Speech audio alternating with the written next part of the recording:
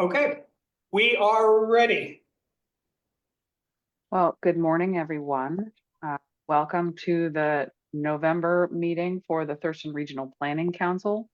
I'm Robin Vasquez. We're going to start the meeting with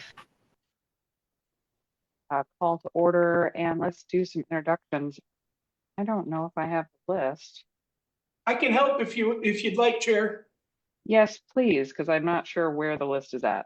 So if Okay, you could take it away, Mark, thank you very much. no problem. City of Olympia, Robert Vanderpool covering for Danny Madron. and City of Lacey. Good morning, Robin Vasquez, City of Lacey. And Tumwater, Good morning, Eileen Swarthout, City of Tumwater. Thurston County, Good morning, Carolina Mejia, covering here for Thurston County. Rainier. Morning, Dennis McVeigh, City of Rainier. Good morning. Tenino. Good morning, one and all. Hope you had a great Halloween. It's Rep. John O'Callahan representing the great city of Tenino. All right. Let's go with North Thurston Public Schools.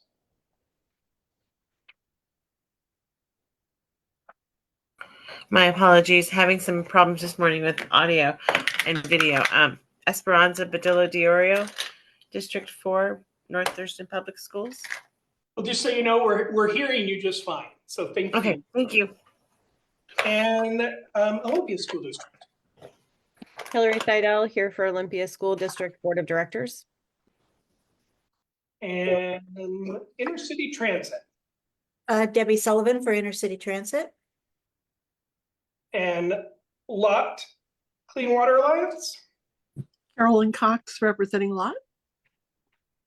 And I think it's Bucota again, isn't it? Now that it's November 1st. Yes, it is regular Bucota now. Miriam Gordon, Town Council. Good morning. Let's go, Thurston PUD. Chris Stearns, Thurston PUD. And Lacey Fire District 3. Hello, good morning, Lacey Fire District 3. This is Liberty Hetzler. And Timberland Regional Library. Good morning, Cheryl Haywood, Timberland Regional Library. Okay, I'm scanning. I think I have everybody. So Chair, if you'd like, Katrina Van Every can help us with staff. That'd be great. Thank you.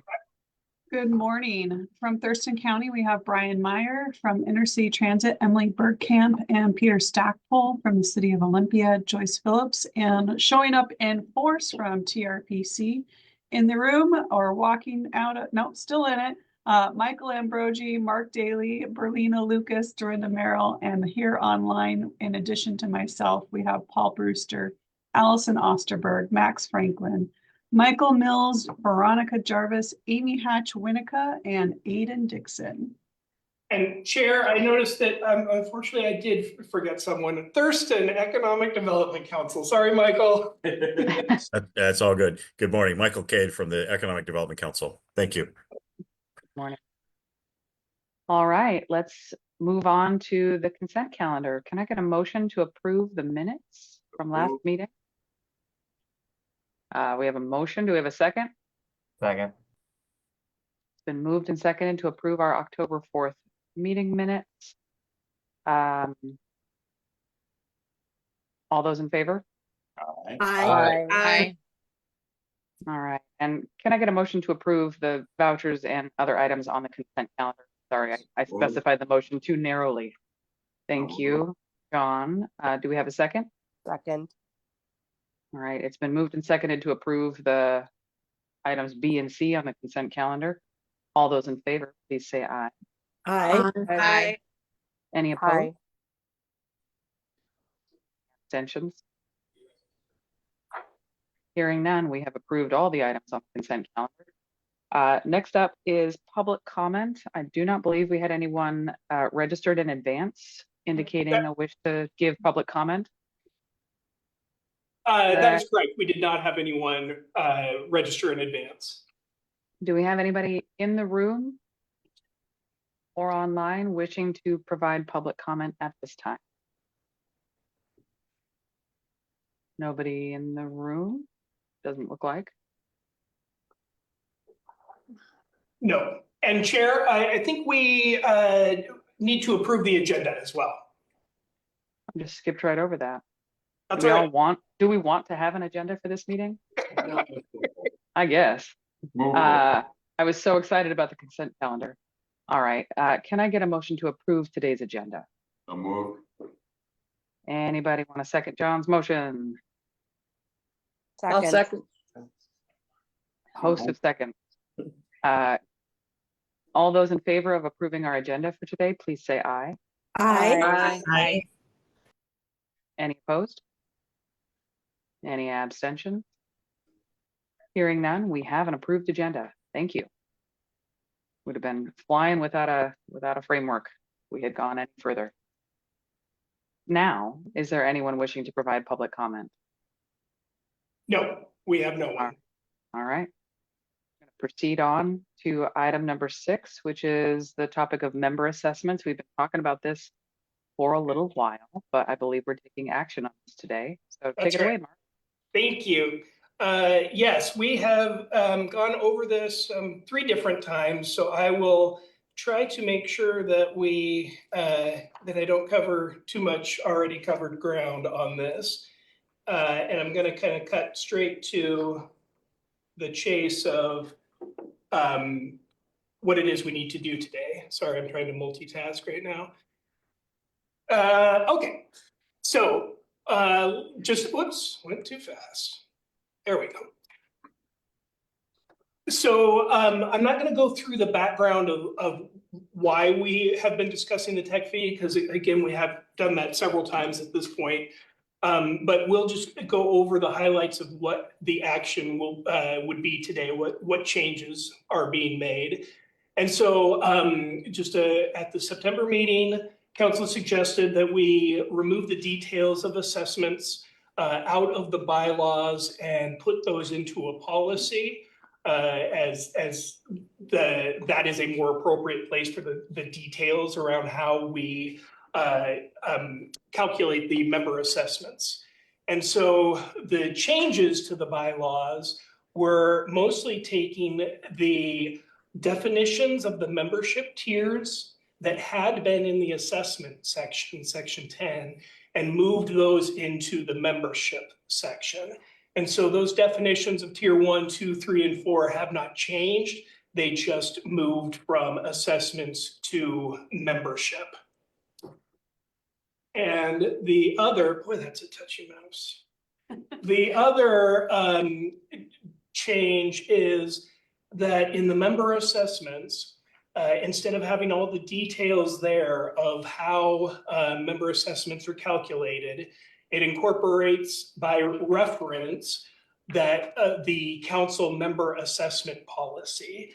And that is what we will also be taking action on today. We've got 2 different actions, and the reason for that is that this first action requires a 2/3 vote of council to approve. Bylaw changes in our bylaws require a 2/3 vote of council. And so if there aren't questions, and we'll take these pieces one by one, starting with the bylaws. And so if there aren't any questions at this point, there's a suggested motion there to consider. Chair. Move approval. Oh, you are muted. I think we may want to state the full motion Okay. for the record. I'll read the suggested motion that we move to amend TRPC's council bylaws to change the location of member tier definitions and to incorporate by reference the council member assessment policy. You move approval again? Please do. Move approval. We have a Thank first. you. Oh, sorry. Is there a second? Second. Thank you, Carolyn. All right, is there discussion on this motion?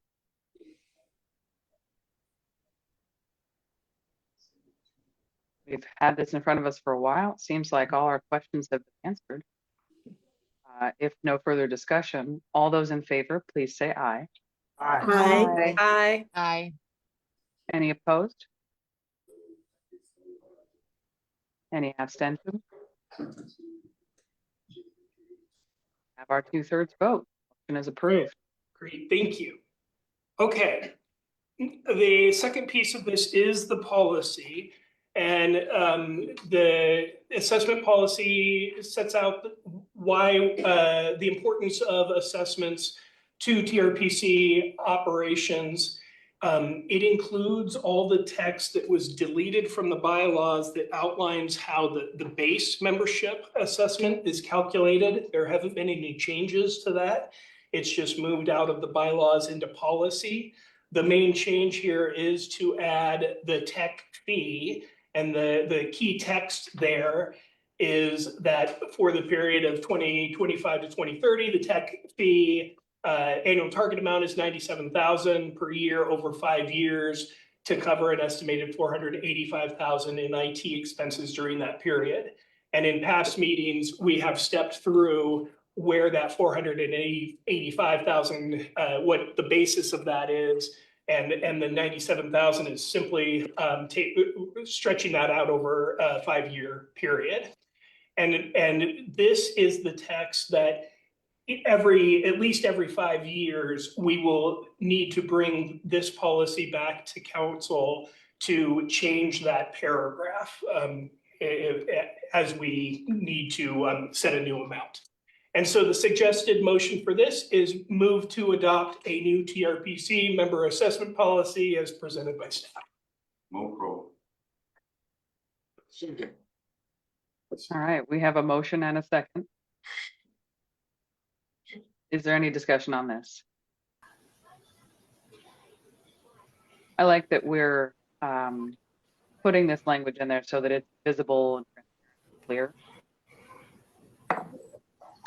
And we'll revisit it again in 5 years. Yes.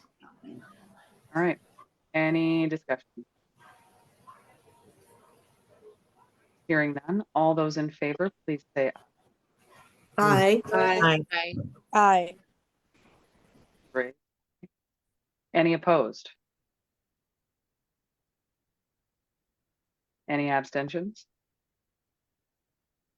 All right, hearing none, the motion is approved. Thank you, Mark. Thank you very much. All right. If that's all we've got for item number 6, we're going to move next to item number 7, which is our congestion management process. I think Katrina and maybe Aiden are going to come to us for action on this. That's right. Hello, Chair. I'll be leading this portion of the meeting today. Hi, everyone. My name is Aiden Dixon.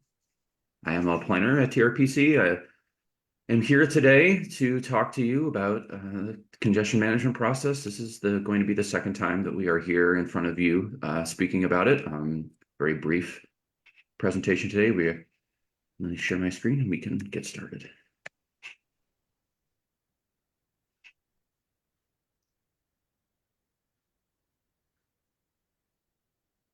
Everyone can see that okay, hopefully? Yes. Great. So the congestion management process, just to give you all a very brief overview, because I know we've heard this before, but in June 2025, we were designated a transportation management area, and this change was driven primarily by the growth in our urbanized area of Lacey, Olympia, Tumwater. It exceeds a population of about 200,000 people now, and one of the first responsibilities that we have as an organization, as an MPO here at TRPC, as a transportation management area newly designated, is to develop a congestion management process. This congestion management process's goal is to manage congestion that provides up-to-date, accurate information for our system performance and alternative strategies for congestion management.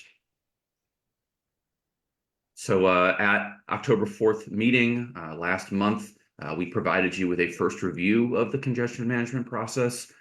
Your discussion largely centered on the route network, and you provided us with direction that Rainier Road, Old Highway 99, and SR 507 should be included in the route network.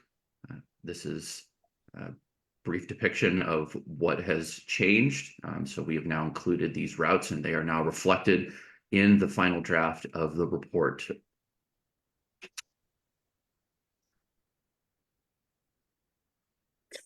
Our October 9th meeting, TPB took action to recommend council adopt a congestion management process as outlined in the resolution, and to include SR 507, Old Highway 99, and Rainier Road in the route network. The resolution in your packet reflects this recommendation, this TPB recommendation that happened last month.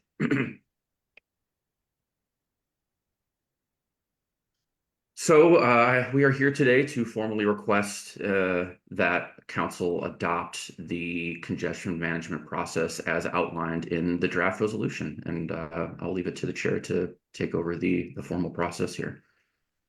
All right. Well, would anyone like to make a motion?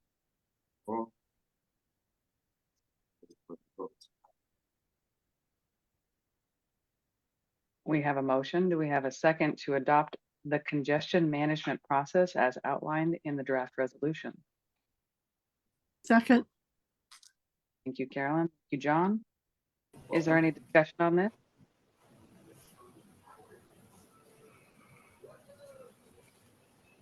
I want to thank staff for hearing the concerns that the council raised during the meeting about those routes that are bringing folks in the more rural areas of the community to urban core areas. So even though those may not be seeing the same number of vehicle miles traveled or the trips as some of our other arterials in the county, I think in the years to come, as we discussed last time, we're going to see a lot of growth, and the pressure on those roads that are bringing folks from South County into the sort of the Tri-City area, it's going to continue to grow. Well, and Chair, from a staff perspective, I want to say this is how this is supposed to work. We appreciate the TPB input, the council input, that it shifted this direction a little bit. That's why you all are here, and that's why this table is important to have everybody at it. So thank you. System is working as intended. Any other discussion? Quiet. All right. Hearing no further discussion, all those in favor, please say aye. Aye. Aye. Are there any opposed? Are there any abstentions? Hearing none, we have adopted our congestion management process via the draft resolution. Woohoo! Woohoo! Yes. All right. Moving on to item number 9. Nope. I'm trying to skip over items on the agenda.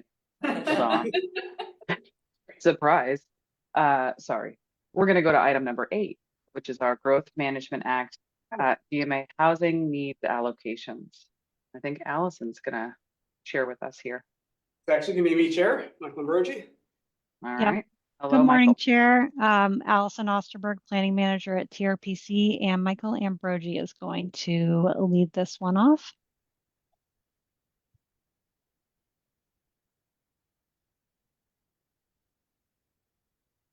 We are standing by. Yep, stand by while I pull up the slides here. While Michael is getting ready, I will just give people a little overview.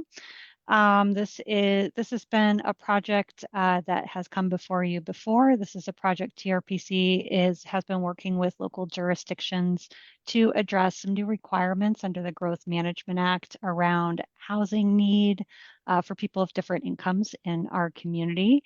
And it's been a really productive process of kind of thinking through one of the toughest issues facing all of our jurisdictions around how do we plan for affordable housing in our communities. And it's an area that all our jurisdictions are doing a lot of thinking about, and this is just one little piece of a much bigger strategy that we're seeing, and TRPC has been able to, I think, bring together, folks, have a really good conversation about it, look at some of the data, and bring some of the information to this really challenging topic. And take it away, Michael. Great, thank you, Allison. So as Allison mentioned, we're revisiting a topic that we brought to council in March, addressing new requirements that were passed in 2021 by the legislature under House Bill 1220. So these new requirements require jurisdictions to plan for and accommodate housing affordable to all economic segments of the population. So I got some language highlighted there. So the plan for really means that each jurisdiction needs to identify the amount of affordable housing that it's planning for, the number of low-income households. And the accommodate means that we need to do a land capacity analysis to ensure that there's no zoning barriers to the jurisdictions achieving that housing. Just to put some context behind this, I know we looked at these slides back in March, but this is the countywide housing need that we are planning for. So in blue, we have the number of housing units on the ground right now that are currently affordable to these different income brackets, and these income brackets are defined under the law. And then in orange, we have the number of new housing units that we'll need over the next 20 years to accommodate our future population growth in these different income brackets. So as you can see, especially for the lowest income brackets, the housing need is quite high. So we have a lot to work for. When we talk about the housing need allocations, what we're really talking about is breaking out these numbers in orange. These are the countywide numbers. So breaking them out to each jurisdiction. So each jurisdiction knows the number of units that they need to plan for.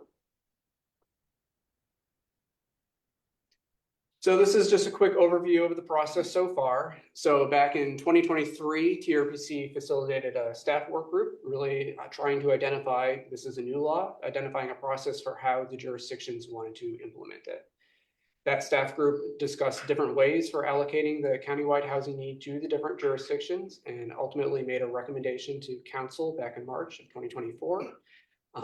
This body approved an initial housing need allocation for a region, and that was an input into the land capacity analysis.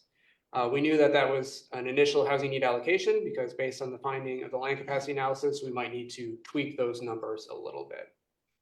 So that land capacity analysis was completed this summer.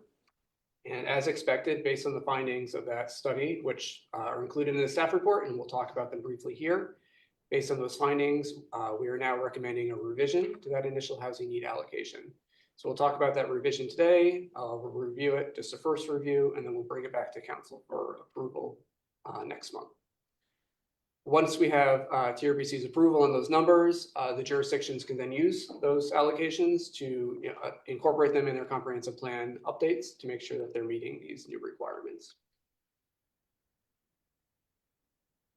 And I just want to keep it all in perspective. Comp plan updates is a huge task, and most of the policies and strategies for actually addressing housing affordability and making sure that we're meeting our low-income housing goals will be included in the housing elements of the comprehensive plan updates, which the jurisdictions are well underway right now. This is a pretty small piece of the overall puzzle, but because it requires some regional coordination, we're bringing it to this council. So, we need to make sure that when you add up all the low-income housing need that each jurisdiction is planning for, that it meets that countywide need so that we're all working together to achieve a common goal. So I mentioned the land capacity analysis, and this was really what we spent most of the time working on this summer. The land capacity analysis really, there's two questions that we try to ask or try to answer as part of that. We want to know, is there enough land to accommodate 20 years of the low-income housing need that was allocated to each jurisdiction? And that's to make sure that land, when we talk about land, we're talking about how it's zoned. We want to make sure that the zoning is not a barrier to constructing low-income housing. And to do that, we really look at which zones can and cannot accommodate affordable housing. If this looks a little familiar, it's because this is a pretty similar process to what we do as the billable lands report.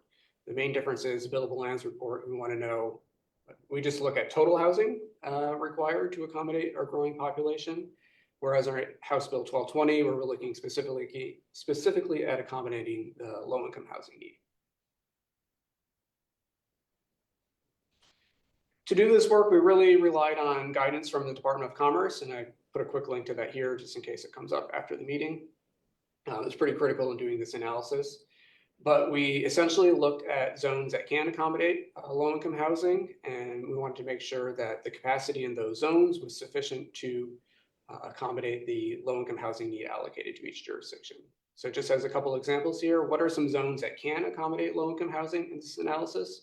Those are zones that typically allow a wide range of multifamily housing types. So not just apartments, but looking at those middle density housing types like duplexes and triplexes. These are typically zones that allow for urban level of of utilities, such as water and sewer. Also zones that allow accessory dwelling units. And on the flip side, some zones that cannot accommodate low-income housing in this analysis, those are non-residential zones such as commercial industrial, zones that are predominantly predominantly allow only single-family housing units, as well as zones that are on septic well lots, again, lots that don't have those urban utilities. So what did we find as part of that analysis? So for our largest jurisdictions, Lacey, Olympia, and Tumwater, including their UGAs, the analysis found that there is sufficient capacity to accommodate the low-income housing that was allocated to them. For our rural unincorporated county, the analysis found that there is not sufficient capacity. So there's insufficient capacity to accommodate the low-income housing need allocated to those jurisdictions. The staff work group that TRPC facilitated is recommending that council revise the initial housing need allocation to address that deficit. And again, that's really going back to that last slide where we looked at the types of zones that can accommodate low-income housing units. In the rural unincorporated county, we see predominantly single family. That's really the only allowed housing type. And based on Commerce's guidance, that cannot accommodate low-income housing types. Moving on to the findings. So for Yelm, Tenino, and Grand Mound, including their UGAs, we also found that there was insufficient capacity to accommodate the low-income housing allocations. And here, the staff group is recommending that these jurisdictions identify strategies in their comprehensive plan updates to eliminate those deficits. So they can adopt policies that will either increase the amount of capacity in certain zones or within their jurisdiction boundaries to increase capacity in those zones that can accommodate low-income housing types. And then finally, not necessarily a finding, but all jurisdictions, regardless of whether there is a deficit or not, they still have this responsibility to actually identify strategies in their comp plan updates to achieve their low-income housing goals. And again, that's just going back to the comp plan is where most of these strategies for addressing affordable housing will be found. So we are going to be asking council to revise the initial housing need allocations. So I wanted to provide some charts just kind of showing the change that we're proposing. So this chart is looking at just the low income housing allocations. So 0 to 80 AMI income bracket. In gray, we have the allocations that council approved back in March. And in blue, we're showing the recommended the numbers that we're recommending council approve. The biggest difference is, again, in the rural unincorporated area. So we have eliminated the low-income housing allocation to the rural unincorporated areas, and we've increased it. So all the blue bars for the urban areas are slightly higher than the initial allocation. I also wanted to look at the moderate income housing bracket. So that's households earning 80 to 120% of the area median income. Again, gray is showing the initial allocation, and orange is showing the recommended revisions. And the same story, we reduced the allocation to the rural and corporate areas, and we've increased it for the urban areas. So today is just a first review. We'll be bringing this to council for action in December. And with that, I will take any questions.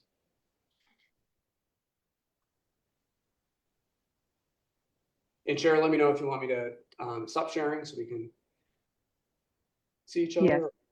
For now, yeah, we might want to look back at the slides, but for now, maybe we could just look at each other's face.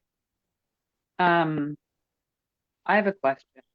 We had a preliminary discussion about this in council. Hillary, I see your hand, so you're next in the queue.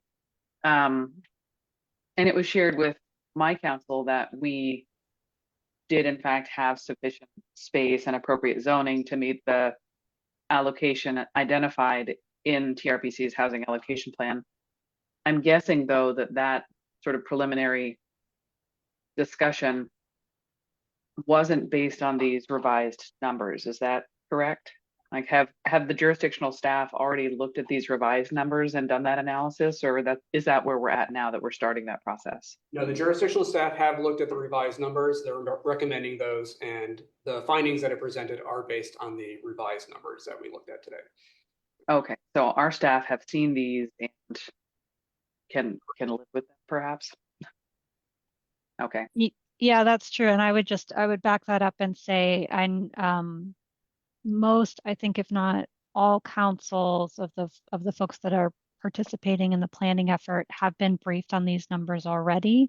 And so those of you who've heard a version of this presentation given by your staff, it's reflective of what Michael just presented. So we have consensus among all the partners about these numbers and had a lot of discussions about the impacts, and they're all fully aware and support the housing allocations that the way that they're adjusted and have been presented today. Thank you. Hillary and then Robert. Yeah, thank you. I have a few questions, but I'm guessing some people might have some of the same questions. So I'm just going to ask my first one first. On slide 3, there was a section of housing that was described as remainder. So there was like supported housing, emergency shelter, low income, middle income, all that stuff. And then there was one that said remainder. Can you explain what remainder is? Yeah, so excuse me, remainder would be households earning more than 120% of the area median income. House Bill 1220 doesn't require jurisdictions to plan for that housing bracket, so we don't have to demonstrate a need for that. That is covered under the billable lands report. So we include the remainder essentially so that all the numbers add up to a total. We want to make sure that we're planning not just for low-income housing units, but to our overall housing need. But the land density analysis that we do for House Bill 1220 doesn't require us to look at that income bracket specifically. Okay, it is not thanks. designed to do that either. Well, and I think my reason in asking that question is I think what it shows us is that there's need for housing at all income levels, right? So there's that showed a fairly significant need as well. And I'm assuming that's because we're making some assumptions about folks who are migrating from even more expensive places to live, but who are looking for maybe housing that is at the higher income bracket. So that's helpful context. Thank you. Robert. Yeah, my questions were kind of already asked, but we also got in Olympia, we got the same presentation. Robin asked the same question I was gonna ask. Does this reflect the presentation we just got? I'm glad that we're having this conversation because, although there are those allocations, we've asked our staff at the city to continue to evolve our zoning just in case, because there's always the state requirements, and then there are the requirements we put on ourselves, but then there's the reality of what happens in the future. And so I always recommend to your jurisdictions to create flexibility in your zoning and try to do as much innovation as you can, because right now we're at a point where we're going to probably do an affordable housing emergency ordinance in the city of Olympia, because we have to get that working class housing back in the city. Like, we have to do that. And the other part of it is we have to make it affordable, because we need to make sure that people live in the city and not travel into the city, causing all types of transportation problems from long commuting, and which will be part of a further topic from the high capacity conversation, is getting to that density. And so our challenge in the city, in Olympia, is to get that housing in the city, and so that the pressure isn't just on the county to keep building out there, right? And so us as partners, we as the city of Olympia need to do our part, and we're willing to do that, so that the county isn't constantly pressured to build housing. So, and I'm glad that it revised shows that if we build in the unincorporated, we will continue to run into problems. And so I appreciate the revisions. I think one of the things as I'm looking at the draft report that's before us, Michael, is in the buildable lands report from 2021, there is a section in that report that talks about alternative land use. And it offers like suggestions or identifies areas where perhaps there's an opportunity, a potential for changes to zoning in the cities that could support maybe additional density. And we had this conversation back in March, I think, where 1220 is new and we're putting together this report, but it doesn't require a reconciliation with some of our carbon reduction goals. So this buildable lands report where we're centering this housing doesn't contemplate some of our other climate goals where we're trying to build most of our housing closer to urban centers. It seems as though some of these changes in this revised document actually kind of go in that direction purely because of the affordability aspect of it, but coincidentally, it seems like we're looking to build more housing closer to the urban centers in the county rather than further out, which is great. But was there any conversation about including like suggestions, kind of like in that buildable land report, places where cities could be particularly looking at to make adjustments to our zoning? Because that's what I've been referring to as we've talked about this in Lacey is, hey, that buildable lands report has these suggestions in it for places we could look to change the zoning to facilitate more density as we build more housing. That didn't come up specifically as part of the 1220 process, but I think that is absolutely something that jurisdictions are thinking about as they update their comprehensive plans and their future zoning maps, future land use maps. I know Lacey is because I keep talking about it. Hillary? Sorry, trying to get to the mute button. Well, I want to be careful about not taking too much time, and I really would love to hear from the members who represent those rural areas, because the one thing I wonder a little bit is like, this is a report talking about housing needs allocation specifically for low income. So this is getting back to that remainder question.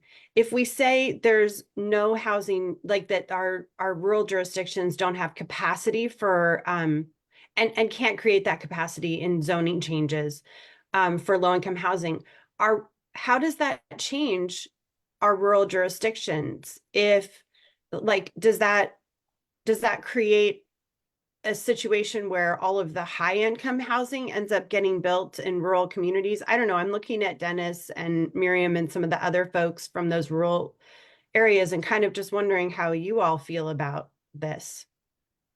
And I do want to interject quickly just to say, when we talk about rural areas, we're talking about rural unincorporated areas, which does not include Tenino, Rainier, Bucota, and Yelm. So yeah, I guess I'm just thinking about like a lot of times the folks who are coming into town are coming into those towns and are part of those communities. Sorry, thanks for the clarification. I can jump in a little bit on that as far as for Bucota. We are finding that we have a lot more of the people that are, I don't want to say lower income, but we are a little bit more affordable for those that are trying to buy their first homes, but aren't up in that higher bracket. So we actually are seeing a lot of growth in our town. I don't know exactly what our counts are right now, but we have seen a lot of houses going for sale and selling fairly quickly here in town. So we've seen a lot of change. But like I said, it's more of the lower income because they find, or at least here in Bucota, the prices are lower than other places in the county, even in Rochester, which used to be an area that people would move into because it was lower. But now you see growth in that area, so the prices are going up. So Bucota is kind of one of the areas that's left that the prices are on the lower side. And so we have seen a lot of growth in our community where, you know, this summer we had multiple families moving in where before it was very rare to have one or two families in a year. So we are seeing a lot of growth here in our town, to where it's either houses that are already here or we're having a lot where we're getting modular homes that are being put in on the smaller lots. And those are a little bit more affordable as well than actual new built. So. Yeah. Well, and this report calls for what we should do in the future, but what is available in some of our cities now may not be affordable, right? And that's part of what this report sort of highlights, is that we need to build more affordable housing for those in the lower AMI income brackets, because what we have now is market rate. Market rate is, what's the median cost of a house right now? $450,000, $500,000 in our county. It's wild. So I had seen Carolina's hand go up and then go down. Carolina, did you have something? And then Chris. Oh, I was just gonna kind of add what was added later on in terms of the impact to the urban growth and for Hillary. And I guess just I'll add from the county's perspective, very thankful to all the jurisdiction staff for working with our staff as well to have these numbers and it's and help us be in compliance with GMA. Thank you. Chris. Yeah, I just want to reiterate, I think the discussion centered around, and it was with, I was joined by one of the people on the Olympia City Council who's not here today, but about water availability in the county. And already school districts who are rural are aware that they cannot find water rights to build new schools. So this puts a lot of questions on how you can grow into the county, unincorporated areas in the county, if there's no schools available, hence water to do other things. So I know that forces those kinds of things to go to urban areas if they're going to get services like that. And that's, I guess, what was one of the things that was being discussed. Yeah, it sounds like those access to sewer, access to water was one of the things that caused the shift in the revised report. We have a lot of different pressures coming on. The ADRs are not being fully accounted for as people consuming water. They're incorporated with whoever they're associated with. And so For the folks at home, what's an ADR? An ADR is a additional residence that goes in behind your house, kind of. Oh, okay. Yeah. Yeah. ADU.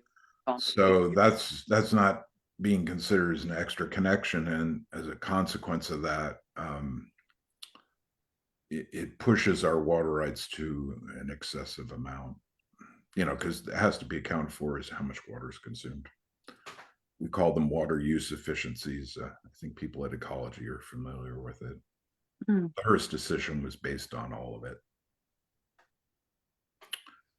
Anyway, I just wanted to reiterate what that discussion was about, because most of the development, we're mostly a rural water utility, so most of the development we've seen has been in the county has been more affluent homes.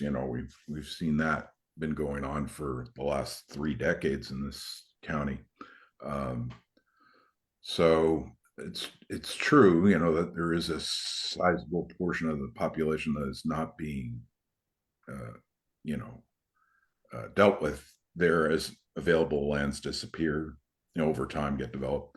But I'm not sure how to provide services for entities like that in densely settled area unless you urbanize. And that's why I object to LAMRIDs like Rochester and Grand Mound, simply because of that. I don't think that you should be creating urban areas without self-government. And that was the big part of that discussion. Thank you. Other folks have questions or comments about this report? Sure, we got one in the room here. Go ahead, John. Okay. One of the things that I've been asking for a long, long time is definitions. What are we talking about when we say low income? And I'll give you a great example. When's the last time you went to Lowe's to pick up a 2x4 stick? They used to go for under $1. Now they're $3, $4 a stick. How do you consider that to be affordable housing when all of a sudden it costs you 4 times as much to build a house that it did just a few years, and I literally just a few years ago. Without without true definition of what affordable housing is, how are we going to build that? Because it still comes down to the builders and what they have to buy so that they can build that particular house. I've seen some of them where the nicer houses have all kinds of nice molding on the bottom and up on the top, and those are the expensive guys. And then you see buildings like they have this this molding down here where it's just the rubberized stuff, and that's not even cheap anymore.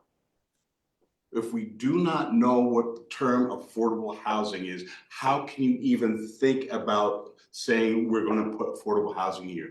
We don't build them. We are not builders. It took 20 years, more than 20 years, for a vision that this body had a long time ago when I was new to this, to finally slowly start seeing some of that kind of growth, simply because of costs. We're not taking that in. We're not taking in the cost of what it costs to what it takes to build a house, and we're not taking in the amount of money that people are bringing home.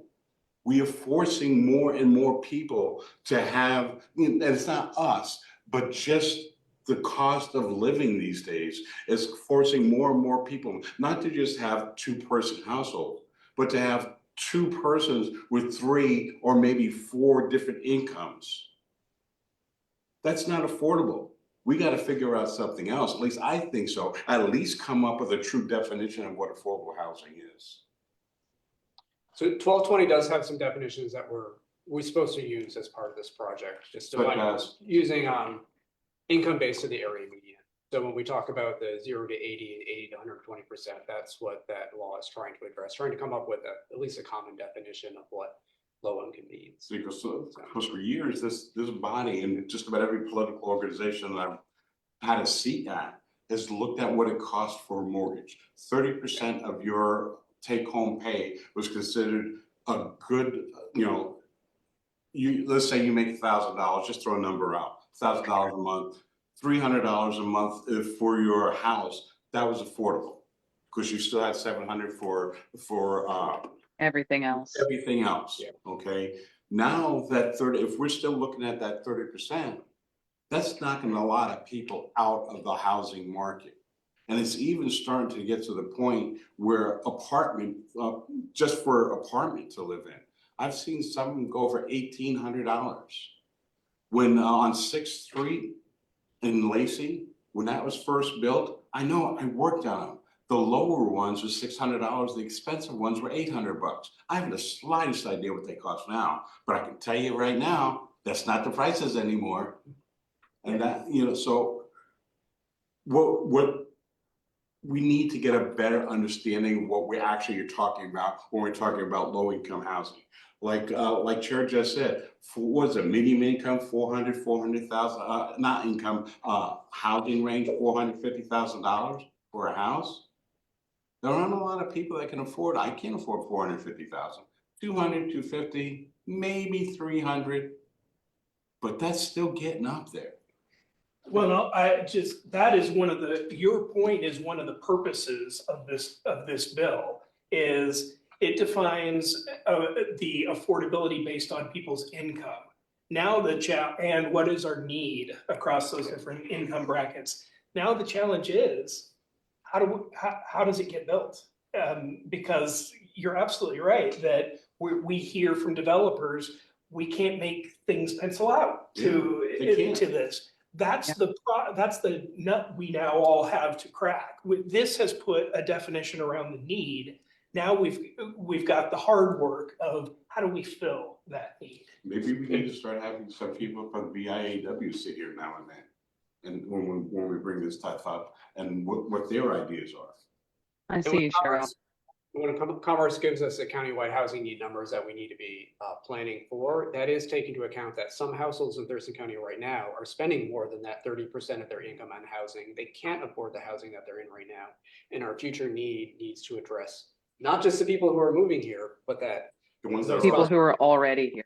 Already here. Yep. Okay. Okay, I saw Cheryl in the room with her hand raised, and then Chris.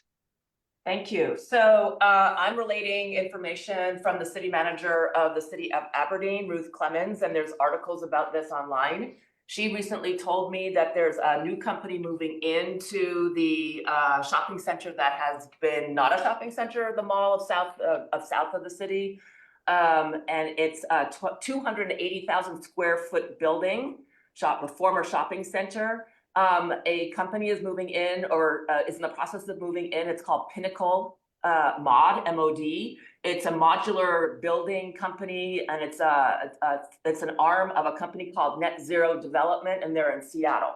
So they're building this facility to create modular housing that will cut the time in half to build it for both the entire country and for Washington State.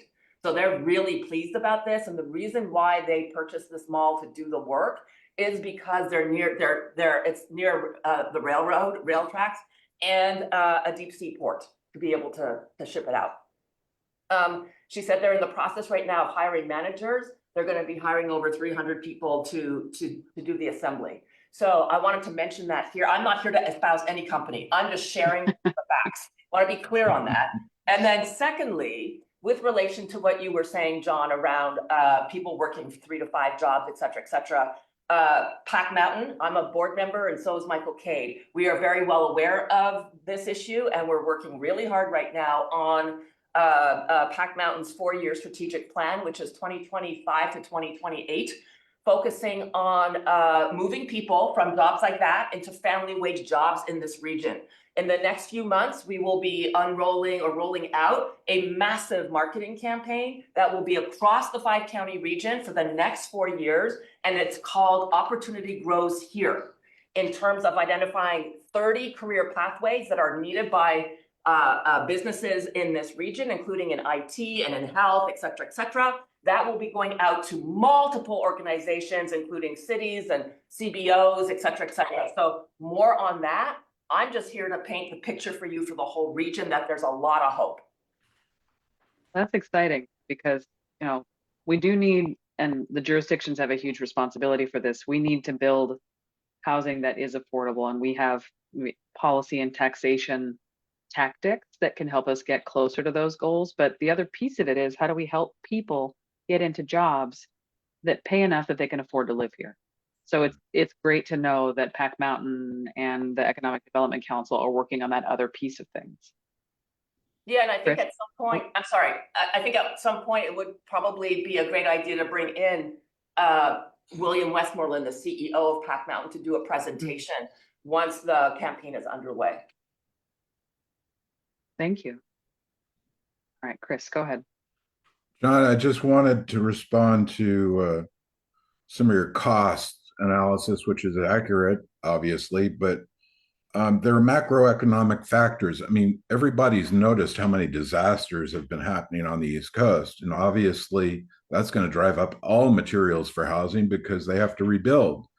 And some of that's connected to federal policy with Canada as to how much we allow imports of wood into our country. So it really is a federal problem due to the, you know, factors that are pretty extraordinary about losing a lot of housing all at once. So I think you need to look at the bigger picture to understand why the prices are going up. They just don't go up out of nowhere. It's supply and demand. And finally, you know, we need to modify what goes on with Canada, although, you know, we've had forest fires out here and forest fires in Canada. So, you know, supply is, again, a very particular problem. Thank you. No community is an island. Well put. Any other comments or questions about the revised report?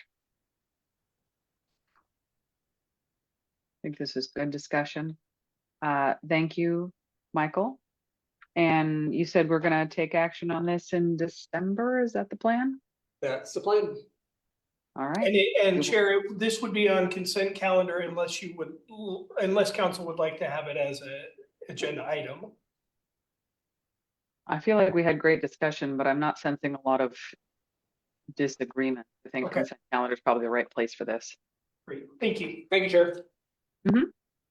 All right, well, we've reached finally item number 9 on our agenda, which is a break. So let's take a 5-minute break. My clock says 9:25, so let's come back at 9:30 and we'll keep going. What's the name of that company? I'm just curious. I know you're not. I wrote down the article name. It's in the Daily World, but it's called, Pinnacle.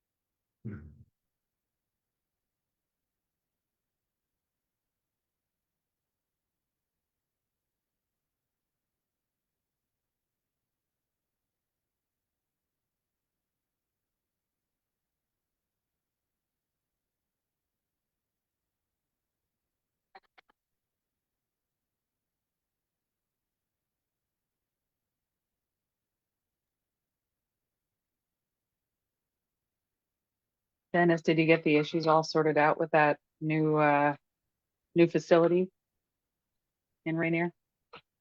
Is it open now? Yes and no. We got the pickleball courts are open and are being used. The new bathroom was open for not quite 2 days before these 3 young punks went in and vandalized it. And we're now having to fix it, renew it. Sad, Yeah. you know, so. But the Wow. new parking lot and the pickleball courts are in and weather dependent people are using it. Nice. Well, the bathrooms will get polished up again, and then that will be a really nice Yeah. benefit to the folks using the Well, park area. fortunately, they were open in time for our trunk or treat at Halloween. Oh, and good. So people got to use it. And Nice.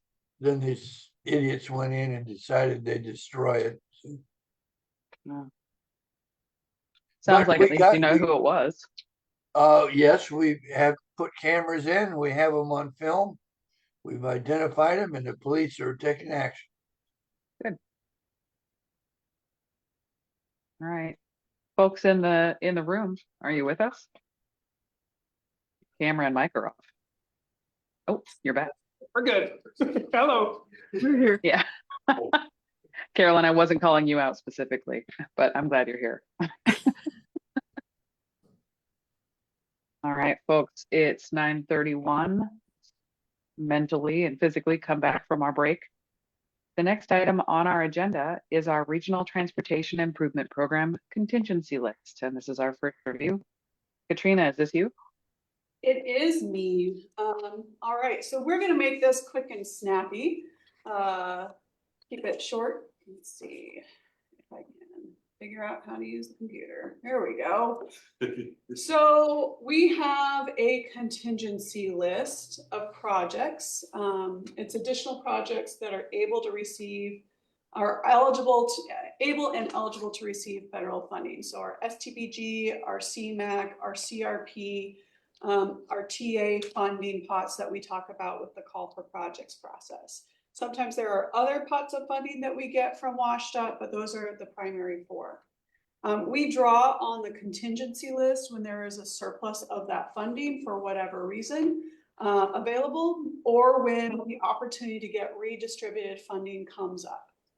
So this last cycle, our region got $5.7 million of redistributed funding, and that's great. So contingency list projects are an opportunity for our jurisdictions and transportation agencies to get a piece of that pie.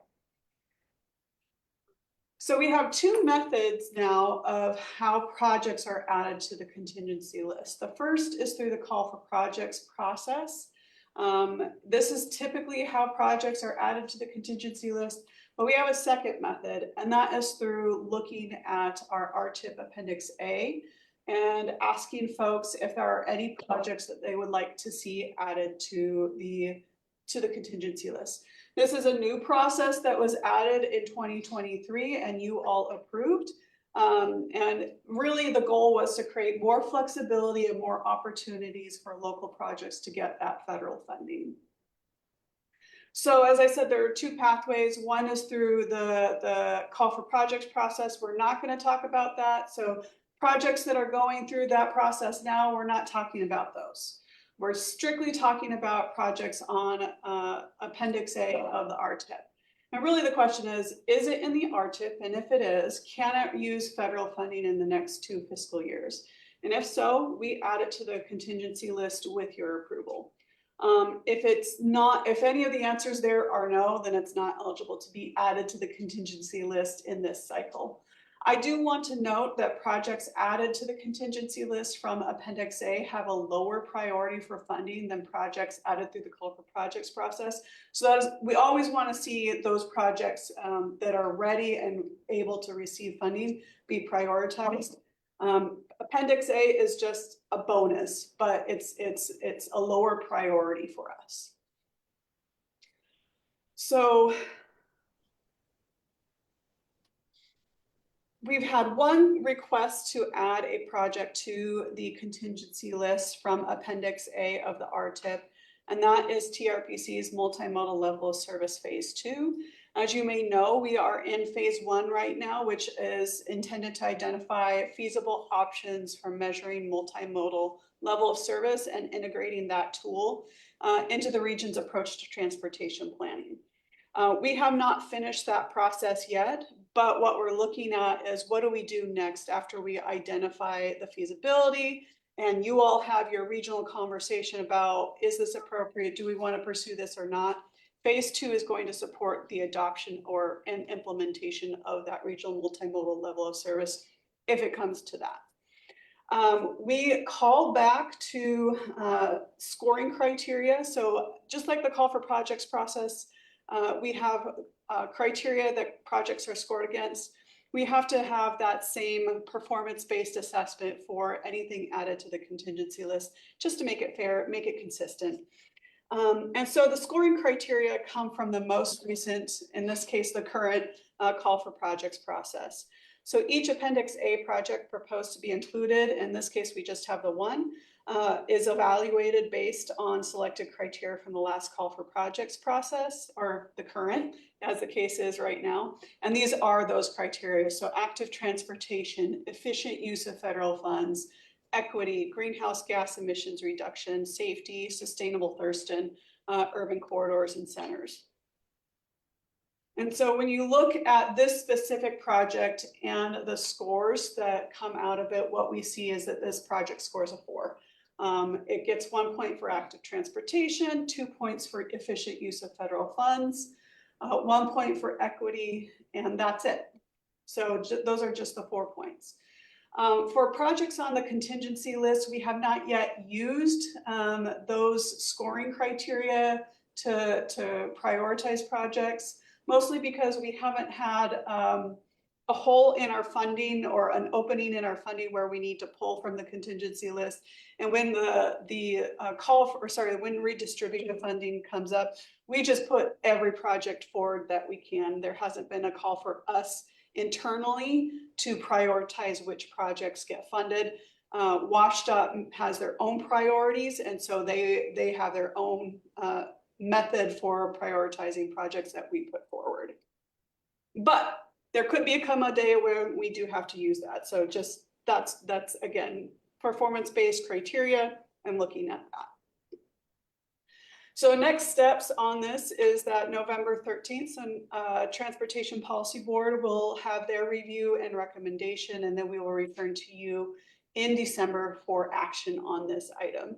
And I'm going to stop sharing my screen. I'm happy to answer any questions you might have. All right, do folks have questions about the contingency list, the additional project?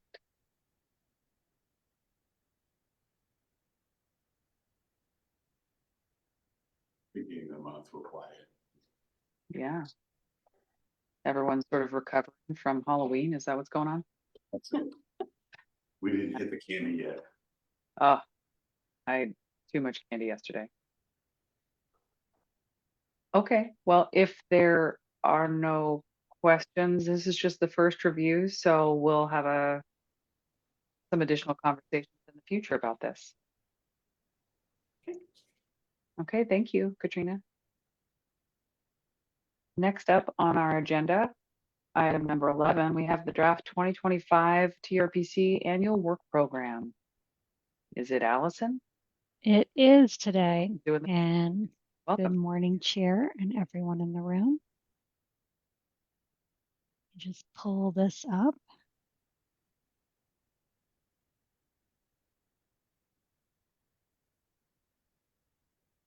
And I'm pleased today to be able to share with you our draft work program for TRPC for 2025.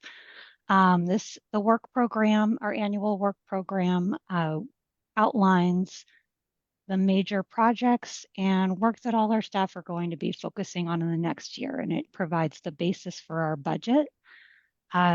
There's information in here about all the different programs that TRPC staff work on and that you'll be hearing about throughout the year. and includes projects that are continuing over many years and some new work that we have for you. And so we're just going to hit the highlights today, and the draft work program is in your packet. And one thing I'll note is that it is draft, especially when it comes to the numbers that are in it around the budget for each project. We'll continue to work on refining the information in the work program as we develop the budget, and then bring it back to you. We'll bring back the work program at the December meeting, and then the budget will come early next year. I want to give a shout out to our work program subcommittee. We reviewed an earlier draft of the work program with our subcommittee, which included Chair Vasquez, John O'Callahan, Danny Padron, and Esperanza Badillo Diorio. So I want to thank you all for the input you provided. We didn't have a lot of changes based on that discussion, but we did have a couple things that we've pulled from, I think that we'll be thinking about, especially for next year as we're developing the work program. So just to give you an orientation and highlights, we did reorganize things a little bit this year into some different buckets. There's a summary table at the beginning of the work program that outlines just all the different projects where you can find more information about them. And again, those really rough budget numbers that are likely to change. And you can see the balance between how much of it is being covered by our regional assessments and how much is being covered by outside grants or contracts that we have with other entities, other revenue sources.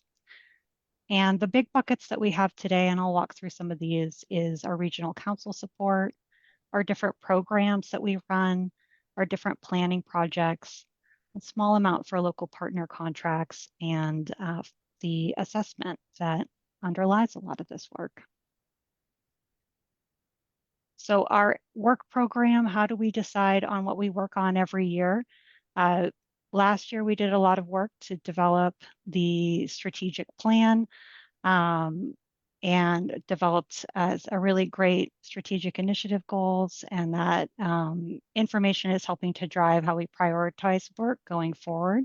We also have things that we're required to do as Metropolitan Planning Organization, as an RTPO. And so through our UPWP and other work programs, there are projects that we have to do to support those requirements. So some of which you've already heard about today. So we'll do a little bit of run through about how our revenue sources match up with our work, just to remind folks. The regional council support, those assessments really pay for about 15% of our work overall.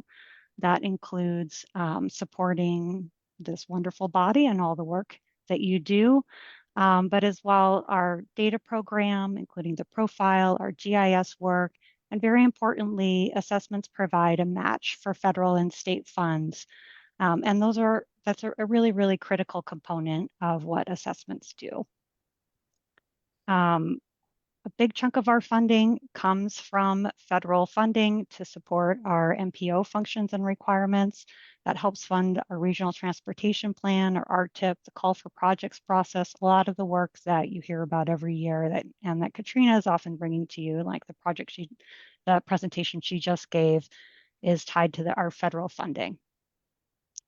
We also receive about 3% of our funds through state funding as a regional transportation planning organization and to meet those state requirements.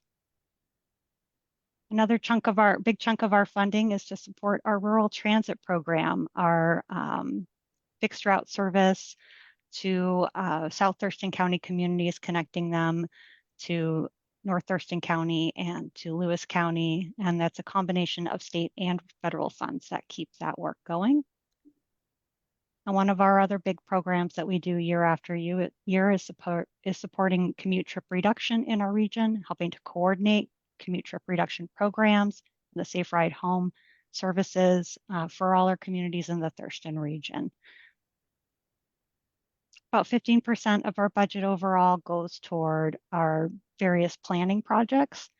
And that's what you probably hear the most about over the course of the year, along with our transportation core work. And so there's a variety of different state and federal funds that combine to serve that.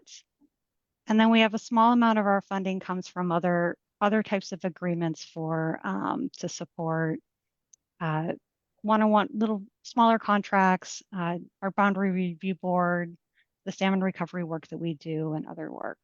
So that's kind of the whole puzzle. I'll hit a couple of highlights. I'm not going to go through everything in the work program. If folks have questions about any of the individual projects we have coming up, feel free to reach out. And also you will hear about all of them over the next year. So first I want to highlight the regional council support. This task includes all of the work that staff put in, including administrative staff, to make these meetings successful, all the work we do to help to support council, but it also provides a lot of base funding for staff to develop kind of relationships across the agency. And something that came out of our strategic planning work is that we wanted to place, we wanted to place an increased emphasis on agency communications. And so we're proposing, we've brought on board an engagement specialist. That's Chelsea Embry, who's joined us this year.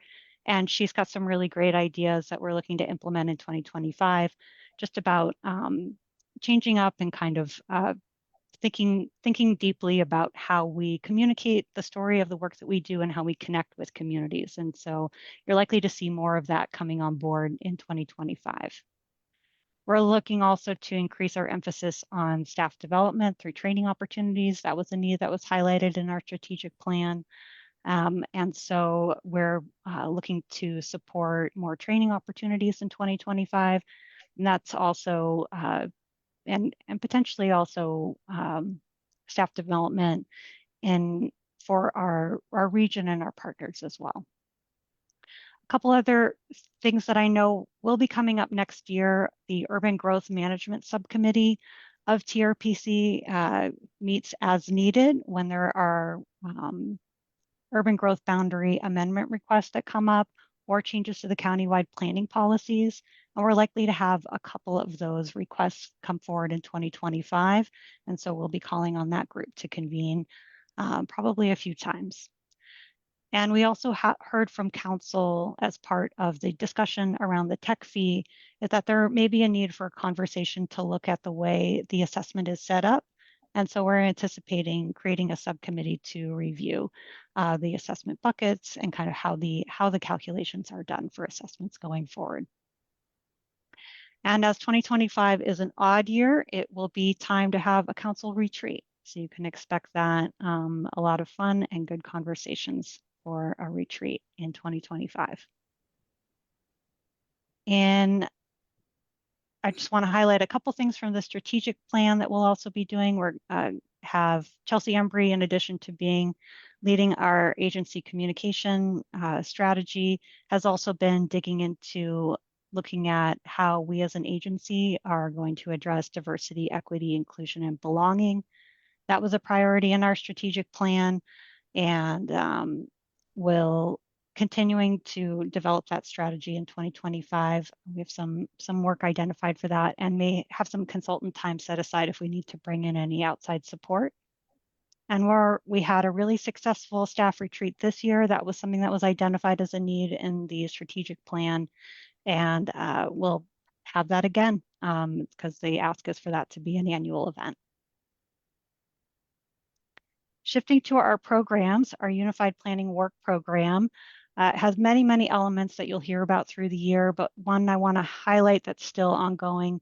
We're going to be working through the Regional Transportation Plan that is due mid-year in 2025. And so you're going to start hearing about pieces. We've done a ton of work in the background on it already, and that's going to be coming forward to you in pieces in 2025 before we're looking for approval by the end of June. Our other two big programs our other three programs are rural transit. We're successfully seeing the expansion of services on Saturday and to new routes. It's been really successful. In addition, we have some planning work that's underway, looking at developing policies around how we're going to allow for route deviation when people aren't able to physically make it to our set stops on time.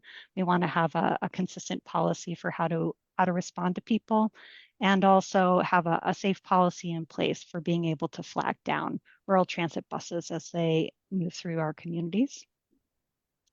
Our commute trip reduction program, we're looking to increase outreach to our work sites, especially those that are a little more non-traditional and that don't necessarily fall into the typical way we've thought about work sites in the past. So some of our warehouses, some of our other groups. We have new staff on board. George Castillo, who's joined us, he's doing a really great job. And I think in 2025, we're looking to really do more with the commute trip reduction program. It's really exciting what they're getting done so far. And the RIA 13 Salmon Recovery Lead Entity, Amy Hatch-Winnica's program, has been doing a lot of great work, and that includes a lot of work that's underway coordinating Deschutes watershed restoration, including in the upper parts of the watershed, but also there's been a lot of discussion about the Deschutes estuary, so there's just a lot of excitement about planning for the Deschutes and support for salmon recovery there. And I also want to highlight that Amy's been leading and coordinating from our region, but working throughout the state on streamlining permitting requirements for restoration projects and how to kind of make sure all the different requirements on these projects are not slowing them down more than they need to. And we can get more of these good projects in the ground. So some really great, both in all these programs, all our programs where we really see that our staff are leading conversations across the state when it comes to commute reduction, when it comes to salmon recovery, and that's going to continue in 2025. We've got a lot of exciting planning projects. You're going to hear a little bit after this on the high capacity transportation visioning session we just had. And the lessons learned from that event are going to drive some work that we're doing in 2025, some next steps, looking at travel options between Thurston and Pierce counties and how we can better facilitate that higher capacity transit options. We're also getting underway, and we'll have a lot of work on Martin Way, looking at pedestrian options through the Martin Way crossing strategy. And Aidan Dixon is leading that work. That's bringing together Thurston County, Lacey, Olympia, and intercity transit. One of the big priorities we identified when we were looking at Martin Way was the need for safer pedestrian crossings, and especially to facilitate connecting with transit. And so there's a lot of really great outreach and planning work happening there. And something you haven't heard about, I think, too much yet, but is definitely underway and getting moving. You'll hear about more in 2025.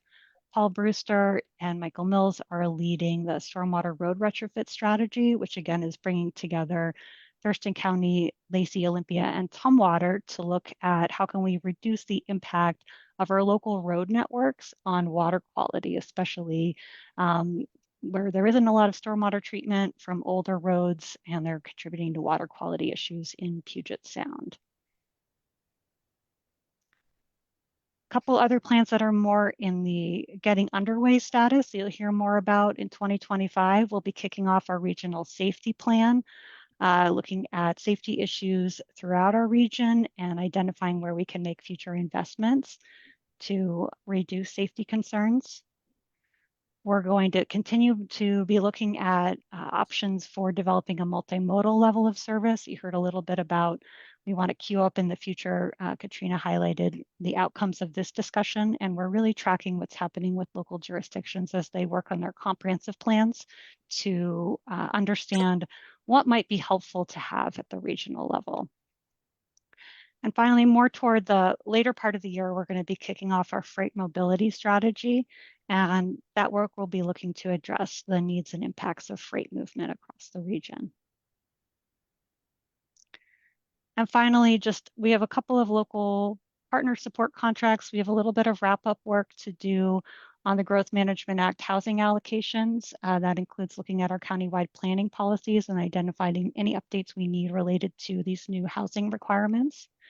We're also anticipating, I know there are going to be some more annexation requests that are coming in that will need to be addressed by the Boundary Review Board that we staff. And our data staff is always on board to help provide customized data requests to partners and other folks in the community. And so that's a little piece of our work as well. Mark went through in detail the assessment and the changes that have been proposed for that.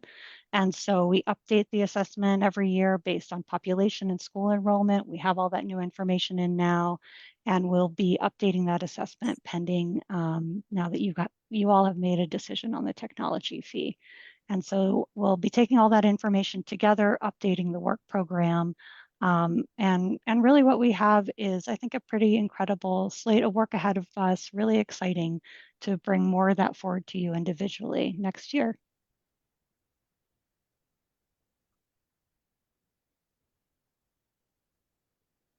And I will wrap it up there unless there are questions. Well, thank you, Allison. I see Chris has his hand up. I did want to say on behalf of the subcommittee that reviewed the TRPC work plan for next year that although we didn't make a lot of changes, I think it was beneficial for me and the other folks on that subcommittee because it threw into sharp relief just how much work TRPC is doing to provide planning support for the county. So we have a lot going on, as Allison's presentation just showed, and that's exciting. So go ahead, Chris. You are muted. Just on a specific issue of the stormwater issue, I was wondering if there's any prioritization going on to watersheds that are already reasonably healthy. For example, the county just implemented throughout this year and next year fixing the lowest blockage on Green Cove Creek.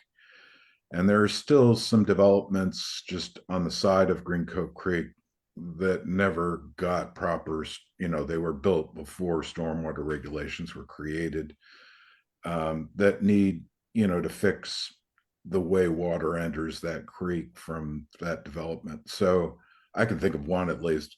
There are probably others, but my point is, are you prioritizing watersheds that already have healthy populations of fish and should be kept healthy first before you go to other fixes? Great question. So for that project, yes, prioritization is really key to the effort. It's really looking across the study boundary. The criteria hasn't been worked out yet, but fish use in different watersheds will definitely be part of the criteria that folks are looking at. That is a central one of the goals of the project is to help make sure we're reducing pollutant loading, but also to support tribal treaty rights and fish populations in our community. So that's a great point. It's definitely something the study will be looking at. Just one more piece on that is a reminder that the funding that we received for that work is from the National Estuary Program. And so the whole project is really geared towards addressing stormwater for environmental benefit, ecosystem function, salmon recovery. That is the focus of the work. Thank you. Are there other questions or comments on the work program? There's a sense of amazement and respect at the amount of work that's on that list. Okay, well, thank you, Allison, and thank you everybody who served on that subcommittee and staff that are doing that great work. Gonna shift us now to the next item on our very full agenda that we're moving through very quickly. So good job everybody on your efficiency this morning. That's the trade-off if we're real quiet, is it move through agenda items very quick. So next item, number 12, our high capacity transportation study visioning event recap. And I see Veronica is here and Michael as well. Yeah, thanks, Robin. Yeah, I have my colleague Michael Mills with me here today, and I'm going to take a quick second to share my screen so you can all see my slides. Before we get started, though, I do want to just say we're going to go quickly just through the project, a quick recap of the project, and then really talk about the visioning event. I think most of you have seen the presentation before, so if anybody does want more information or have questions about the project specifically, I think following up with us afterwards would be great. We're always happy to share, and we have a website with great information. But before we talk about the visioning event, I just want to say thank you to everyone that was able to make it, everyone that read our emails about the event, and the incredible TRPC staff. I mean, I was helping lead the helm, but Michael Mills did an incredible job, the TRPC admin staff, and then we literally pulled in almost every person on the TRPC staff. And it was awesome, and I just want to say my appreciation for everyone's great work and attendance and participation at the event. So with that, I am going to cruise through some slides here. Just a reminder about the event was that it was dictated by a legislative budget proviso that was making us look at the two travel areas of Pierce and Thurston counties. So we were supposed to look at a specific area. I just like to always remind people of this before we start talking about it, so you know why we're not talking about Seattle or south to Lewis County. So this was a study directed by the legislature, and that was the impetus behind this phase 2 of the project. And then I'm going to turn it over to Michael here on the next slide to talk about some of the key takeaways from both phase 1 and phase 2. Phase 1 was federal funding, phase 2 was state legislative funding. Yeah, so phase 1, we really were just focusing on the recommendations. So we were looking at building out frequency of service internally in Thurston County through bus rapid transit and increasing the options to get to Pierce County. And then phase 2, we reviewed travel patterns between Thurston and Pierce counties and analyzed commuter rail cost operations. And the key points here are expanding express bus and van pool service. Our region's job and population density don't support light rail at this time and are really on the edge of support for commuter rail, and that any expansion of service will need to be supported by increased revenue and collaboration between agencies in the Puget Sound. So after we completed the study, we did a whole lot of outreach. So we went on the road and we presented the study findings to senior centers. We went to transit centers to talk to commuters to get their feedback about what we found in the study. We went to chambers and EDCs, the Amtrak station, other community-based organizations. We also did an online survey where we received over 200 survey responses. And so just wrapping up some of the findings of that survey, more than 2/3 of the survey respondents hadn't ridden Amtrak Cascades, the Intercity Transit 620 bus, or van pools in the last year. When we asked people why they hadn't done that, they said that most commonly, they said it doesn't connect to where they wanted to go, it's too infrequent, or the times don't match up of when they want to get there. And then when we looked at what people really want, the majority of people said light rail, but when they asked what the policymakers should be doing to support high capacity transportation, the vast majority of people said they wanted to expand express bus service. And so during that survey, we also asked for some qualitative information. And I think that a lot of the survey respondents were hitting on what we'll talk about as the next steps and the key takeaways from the visioning event, but it's focusing on the reliability, and they want quicker options and just an overall easier experience of using transit and faster experience. Yeah, and so just to share a little bit, yeah, this is a great shot of Robin doing what she does best. Yeah, we wanted to share a few photos of the actual event for those of you that weren't able to attend. We have our great EDC attendees here, some City of Tumwater folks, Robin, and then our panelists down on the bottom. Just to share a little bit about what we did a couple of interactive activities after hearing from the panel down at the bottom. We were trying to sort of educate and then give folks a chance to look at the transportation system we have now and sort of understand where the gaps are from the perspective of different users besides themselves. So we did a couple of great exercises looking at that, and then trying to lead to prioritization of where those gaps are and how we could fill them in the future. But I think a lot of lessons learned from all the panelists. They were awesome, and I learned so many new things. I think everyone there probably walked away with some new ideas in their head. So just another shot of all the great panelists and staff. And we did have a facilitator that sort of gave us a view nationwide of other different alliances that happen amongst transportation providers, but also amongst city, county, jurisdictional governments. I think it's easy to get trapped in your own area, your own system. So I think having this facilitator reminded us that there are a lot of great collaborative efforts going on nationwide that we could look to for if we did want to do some sort of expansion or more coordination and collaboration with other agencies or other cities.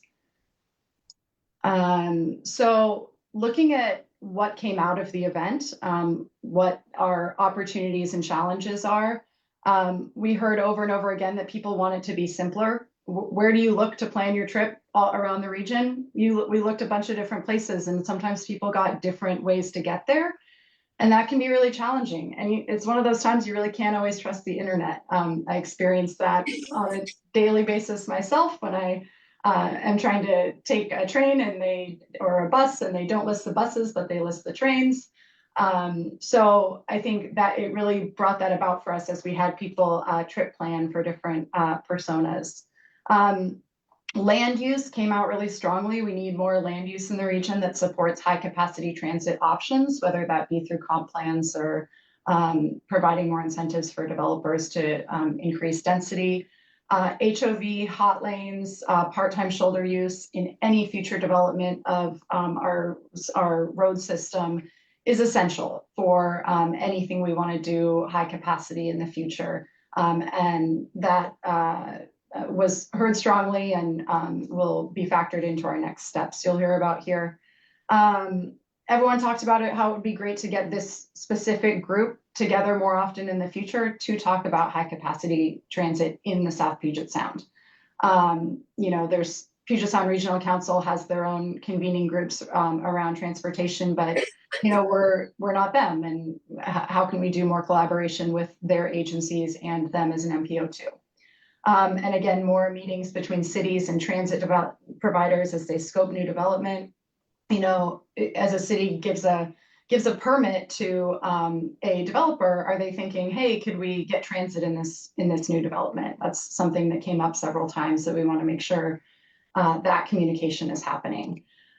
Some challenges we continue to see, and this came up, has come up, and I think everyone's comprehensive plans, our commute trip reduction local plans as well, is serving JBLM continues to be a challenge, and how we can do better for that population is a challenge, but also an opportunity in the future. They have all sorts of different timing of trips in the morning, whether they're going to PT. They have a large geographic base that it's hard to serve within the base, so getting them to the edge of the base almost doesn't help them out sometimes. So really thinking through a lot of those challenges. We learned from the Sound Transit rep that joining Sound Transit would be really challenging in that it would be a state law change. It wouldn't just be something we could vote ourselves into. We'd have to lobby the legislature if that was an option we ever wanted to consider. Talking about, again, land use and density, just thinking through whose job is it to get you access to the transit? Whose job is it to provide wayfinding and make that experience simpler? Whose job is it to provide sidewalks to to the transit stop and make sure people can get there?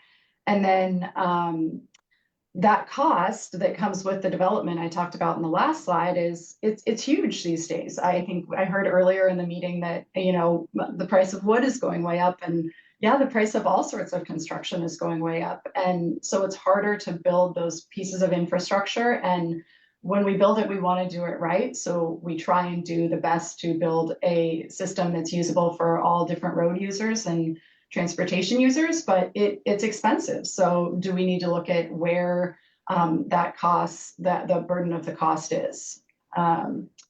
So thinking through these opportunities and challenges, we did talk about some concrete next steps that we will do, but we also, the reason we're presenting here today is to have a discussion about what were your key takeaways, what else you want to see TRPC do, if there's anything we missed. But our first next step is, we heard really clearly that we need HOV, HOT lanes on the Nisqually Bridge, and we can affect change in that area by providing a letter to WashDOT during the current NEPA process for the Nisqually Bridge to say that, yes, that is something that would make sense for our community and something that would match with a lot of the comprehensive plans and the planning work we're doing down here in Thurston County. In addition to that, part-time shoulder use from Slater Kenny to Henderson. Looking at how we can get this group together more often and talk about high capacity options. And we don't want to recreate the wheel. There are already a lot of transit groups meeting. So seeing how we can maybe just bring this conversation into existing meetings and or hold a standalone meeting once a year and just find a way to keep this conversation going. Additionally, as I mentioned, with one of the opportunities and challenges is how do we make transit planning foundational in those land use and permitting decisions at the local jurisdictions, planning for roundabouts in neighborhoods so buses can turn around, planning for roads where they're wide enough for buses to turn around, things like that. So with that, I do think we want to have a conversation. I'll stop sharing. I'm happy to answer any questions also, but I think we'd love to hear from both those in attendance and those that didn't make it on, what they heard and what the key takeaways were for you in your jurisdiction. So I'm gonna go ahead and stop sharing. So I'll kick it off. I want to say thank you so much to Veronica and to Michael and the TRPC staff that made that event a success. I thought the discussion, sharing, and the learning was really, really well facilitated. And we did exercises where we talked about scenarios like a real person. Well, maybe a real person, maybe a made up person, but with a believable situation where someone needs to get from Thurston County up to Pierce County for a job and they work great. How are they going to do that? And it made everybody like take out their phones and try to map the route and figure out how long it was going to take. And do you pay for a ticket on Amtrak to get to work every day, or are you going to try to take the bus? Well, that's going to take longer, and maybe the bus is later. You're going to have to walk to the next stop. And so it was great to like get those wheels turning for everybody in the room. People who are, that was a bit of a biased room, I think, of people who are transit enthusiasts who know how to navigate public transportation and get around perhaps without a car. And it was still a really challenging endeavor to figure out how to get Kevin from, Yelm up to a hospital in Pierce County. And so I loved the event. I thought it was fantastic. And I would like to see us do something like that annually or on some sort of recurring basis to keep it top of mind for policymakers across the different counties. So Michael, I saw your hand go up, and then Robert also has his hand up. Yeah, thank you. Again, really just thank you, Veronica and Michael, for putting on that program. It was a really good dynamic conversation. I don't want to belabor the point too much, but I wanted to encourage one of the things that the takeaways for me was the nexus of this conversation with what we were talking about as a board earlier today about the housing and the cost of housing and the availability and the affordability of a community. I think there's a direct connection that is tied to housing and transportation high density. So you brought that up very well, kind of brought it into the conversation, and I think it's something that we're looking forward to participating in the future. So well done. Thank you. Robert. Yeah, I also attended and I thought it was fantastic. I would love to have more. In fact, I have to say it was the most positive government meeting I've had that week, which was fantastic because we were talking about budgets the night before. So very good meeting. Yes, I'd love to have more meetings. I thought exactly to the point, land use and transportation, it's the chicken or the egg. You can't really, in order to get the commuter rail, we have to have the land use patterns, right? To be able to get the amount of taxes, to be able to afford those changes, and be able to have the amount of people to be able to service that use. That said, I do like the optimism of planning it now, of thinking of it now. What are the incremental steps to get us there now? So the HOV lane is a great idea for the Nisqually Delta. But I also think that when we're spending all this money on a bridge, that the bridge be able to support something heavier in the future, something that runs on rails, something that can move people.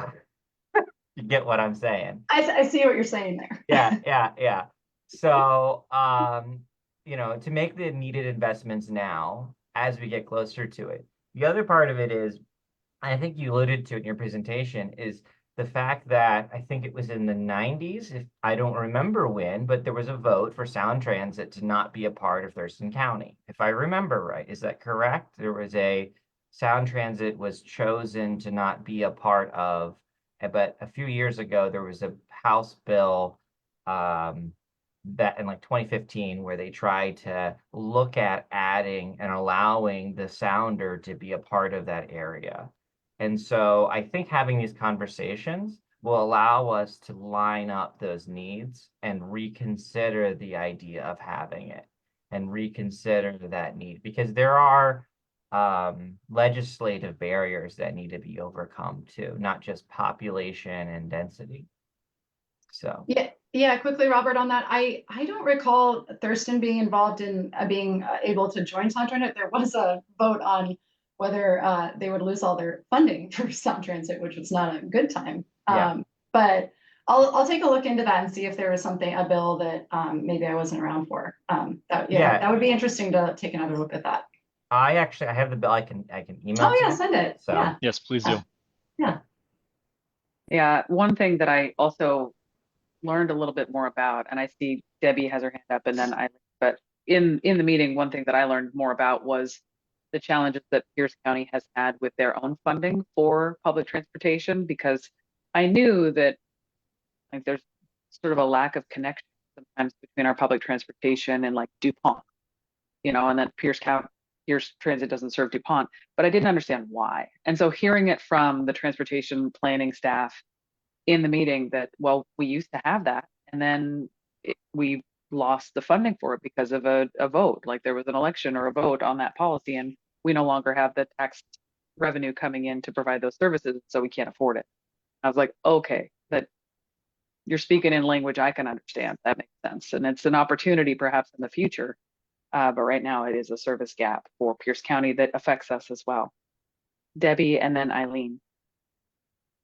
I thought it was a really, really good event. And one of the things that we might want to look at in the future is bringing other people to the table. That is always the hardest part of bringing other people to the table, like developers, different people, so they can understand. We've always had this philosophy of like, you will build it and then they will come for transportation services. So we're going to build this huge development way out in the middle of nowhere, and transit will come here. That doesn't happen. So I think just trying to I think it's an ongoing education process and bringing other individuals to the table. Again, with the rail, I understand and Robert's comment, but I don't think that rail will use the bridge in that sense, even light rail or commuter or whatever. It'll have its own system because it'll require different engineering, and continue to express the timeline of that, because people, it hasn't gotten to DuPont yet. So the fact that it's going to, and then what are other items? I know that they have Amtrak is one of the options, but it's not very affordable. And if there's ways of partnering with somebody like Amtrak in the future, I know that that's kind of out of the box, but I was very happy that they were there. It made a big difference that they were at the table, but you know, continue to look at if there's ways that Amtrak can do a pilot program or a new program, because we have intercity transit bus that goes right to the Amtrak station. So, you know, if there's other ways in the future that we can partner, but I think we actually created ears opening to this prospect, but it is very cost prohibitive for most people to do that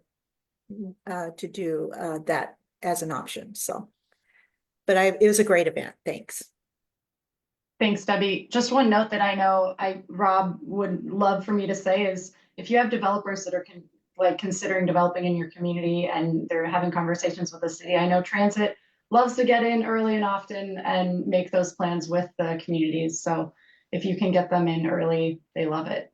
And then also, I did want to call out for those that weren't around, a strong point from Sound Transit was they do have agreements with Amtrak in the north of Seattle area called a Rail Plus system, where they're able to use some of the Amtrak capacity as commuter rail during those commute times if the seats are available. And looking at exactly as Debbie said, those kind of maybe creative partnerships might be something we could use in the future to bring the costs down a little bit.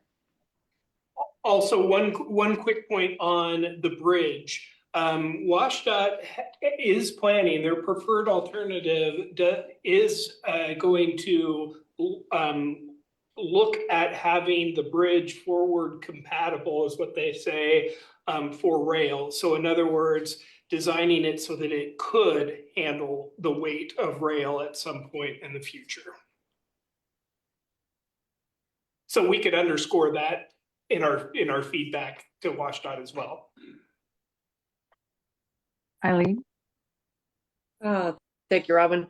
I echo other people that have already spoken as far as it was really an interesting event. A lot of information shared, and I really appreciate all the different partners that were there. What still comes across is people in the community not understanding that that we won't see high-speed transit coming to Olympia. That I think that's I think I was in a climate meeting this week, and I think that was one of the things that there was a report that they're not understanding that as far as the high capacity, this report is out there already and sharing that information. But I think there's some frustration that as far as ever getting Sound Transit down here. And so I didn't realize too that when we had to change the state law. So that was it. Thank you for bringing that up. I wasn't aware that that was something that we would have to look at as far as if that was a possibility. And then I wonder too, then if we do join Sound Transit, if we're part of the taxes that they charge now for that they do in Pierce County and King County, that will be subject for those taxes as well. And she's smiling, so I'm guessing that's probably true. So I mean, ask DuPont that how could be that's interesting. going. That could be, yeah, that could be interesting. So yeah, and when they do tax their whole tax base for all the projects, so DuPont is currently paying, and that is why they provide an express bus service to DuPont until they can provide rail service there, which is hopefully 2045, 6-ish. But yes, they're currently taxed for the Sound Transit. Yeah, I mean, I echo that, Eileen, when I asked some people, like my husband, what do you want to see in high capacity transportation for Thurston County? Which is a weird question to ask someone who's not involved at all in this work. He was like, I don't know, light rail. You know, that was the first thing that sprang to mind, because the average person doesn't know what the population density has to look like for us to justify light rail. They just see what King County has built and they're like, that would be real cool if that came down here and then we could get all the way to Everett on a train. And of course we have the Amtrak, but yeah, I think there's a lot of educational opportunity in the future with our community saying like, we can't have that, but here are the things that we can have that will be able to move people, that will be affordable. If we can expand, you know, express bus service, that's probably the path for us the next 20 years. Yeah. And I appreciate the table exercises that we did as well. It was real interesting. You could see that those of us who are not good at using our phones as far as checking out routes, and then to our the two that were in our group that were super users that, you know, just really knew what to do and had it all figured out, you know, and the rest of us were obviously trying to find the app on my phone. So it was that was very interesting exercise as well. It makes Yeah, me think of the intercity transit bus buddy system, because sometimes what you need is like a friend who knows how to get around using the system. Sorry, go ahead, Veronica. Oh, no, I was just going to say, Eileen really just said exactly what we experienced with the general population is there's people who know how to use the system really well and know about all the buses and trains and where to look. And then there are people that, where would they start? And that's one of the things we want to simplify for people so that everyone knows where to look. Everyone knows the best place to look. And it's not easy. And that it was really apparent through those exercises that even someone planning just their commute, it's a challenge and it might be different day to day, which is, that's a tough sell. Yeah. One of the other themes that came out in the conversation I had in my table group was people who don't ever ride the bus have perceptions about the safety of using public transportation. Yep. And it's funny because once you are a bus rider, if you ride the bus, you know that most of the time it's a very safe, comfortable experience. But people who've not done it are nervous about it. They're like, oh, I don't want to be around unpredictable strangers. And so again, there's that opportunity for education, getting people exposed to public transit and helping people understand it's not scary. It's actually really good. So it was a wonderful event. Thank you. Thank you guys. Thank everyone again for their participation. We really appreciated it. All right. Thank you so much. We're going to move on to reports from outside committees. Item number 13 on our agenda. Chris, you have anything for us? Wait for it. Yeah, I do. I wanted to catch folks up because I know people are interested in the trees issue that was brought up in the summer, and I have a report on that and the meeting after that, and I'll have to send these summaries in so people can read my notes too. But basically what happened was, this was in July,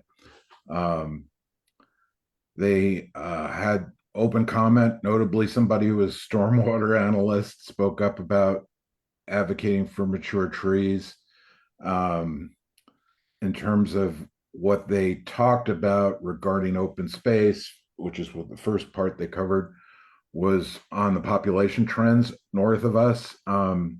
Right now, the state's at 8 million. The region in that area there is 4.5. They've had 400,000 people in the last 6 years in the area, 18,500 in the last year just in Seattle. Seattle reached 800,000 this summer.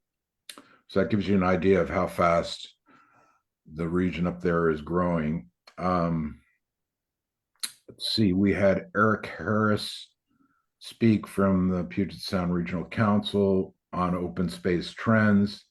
She spoke about, obviously they have their Vision 2050 that they're working from, but how many acres were in farmland, a little over 100,000, working forest, 183,000, aquatic land systems, 93,000, and how much they're conserving by using easements. I think it's over 200,000 acres. So their concerns about losses are the loss of farmland has been about 71,000 from 82 to 2017. So you can see that's been a drastic reduction. And let's see, most of the growth in recent times has been going into the UGA, which is about 81%, 16,460, I think, is the acreage. So they wanted to talk about tree cover next, and most of the growth has been going on in the UGA, 95%, but their target's even higher than that. I think it's 97 or 98. And one of the problems they've faced in dealing with tree cover is the problems with utilities on long right of ways. You know, trees, of course, interfere with utilities either above or below ground. And they spoke about some of the other subjects, you know, need for housing in certain places where they can't really provide it, like floodplains. And that's for farm workers, things like that. So they showed that there's lots of contradictions with what they were trying to achieve. The protection of mature trees while adding housing was the biggest theme that they spoke of regarding how to integrate both of those. And they had a really nice principle that I'd like to share with everybody, which is 330 and 300. You need to see 3 visible trees from wherever you are. 30% tree canopy has been the common sort of goal. And 300 meters from the nearest park or green space, like a 10-minute walk, is the goal too. So those are the 3 that they've been working on. This was given by Meg Carey of the city of Tacoma. He's the former forestry commissioner for this city and all. And they also had a video on retaining trees in an integrated design respect. And the architect provided us that video. Is very interesting, showing how they redesigned the lots to incorporate the trees into the development that were already present, not, you know, reducing what they took out and keeping mature trees. And sometimes they had to sacrifice parking that was required, but for the most part, it was just a redesign of where the parcels went. And they need to allow flexibility to achieve those forestry goals of getting 30% cover. And let's see.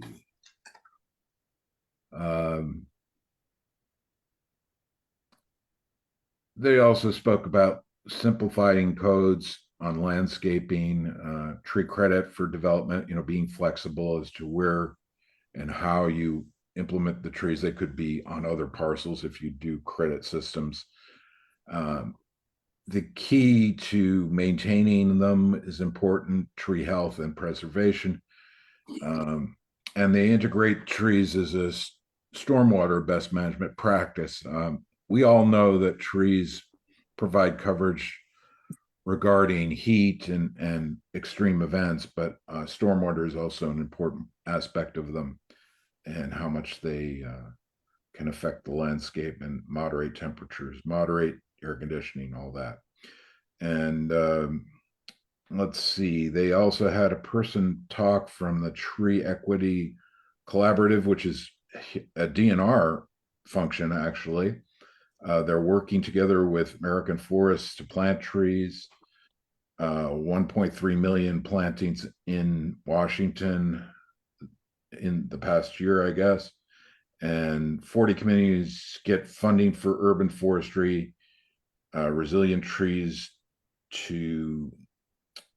They talk about choosing the right ones, you know, resilience for pests and disease, and also climate resilience. Are they well adapted to this climate or not? You know, what's their area? So it's important to select the right ones, besides what they might grow into and root systems growing into sewer systems, things that you don't want. So that was the end of that. The next one. Will you send your notes to Berlina so that she can get them out to the group? Yeah, I will.